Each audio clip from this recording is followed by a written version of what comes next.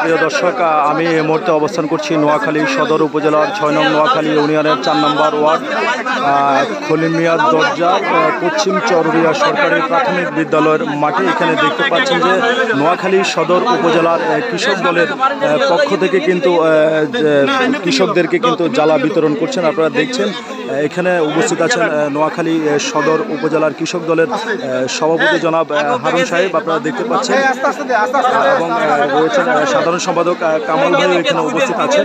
দর্শক, আপনারা দেখতে পাচ্ছেন যে সারিবদ্ধতা বজিয়ে রেখে কিন্তু কৃষকের মাধ্যমে কিন্তু জ্বালা বিতরণ করছেন। আপনারা দেখছেন শৃঙ্খলা বজিয়ে রেখে আপনারা দেখতে পাচ্ছেন যে এখানে জ্বালা বিতরণ করছেন।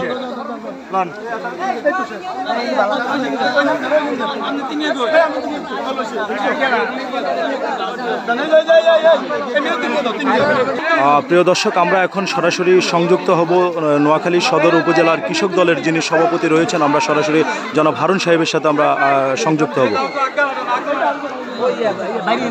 জি, আসসালামু আলাইকুম প্রিয় দেশবাসী।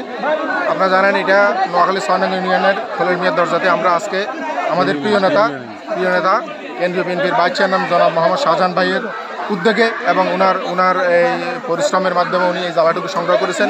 উনি কৃষকদের জন্য এর আগেও অনেক সহায়তা করেছেন, সামনেও করবেন। উনি আমাদের আজকে জেলা কৃষক দলের উদ্যোগে সদর উপজেলা কৃষক দলের সহযোগিতায় আমাদের প্রিয় নেতা জনাব আলহাজ মোহাম্মদ শাহজাহান ভাইয়ের উদ্যোগে আমরা আজকে এখানে কৃষকদের মাঝে জ্বালা বিতরণ করতেছি।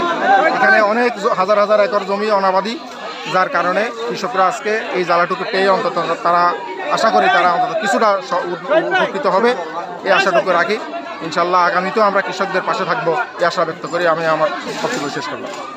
ধন্যবাদ।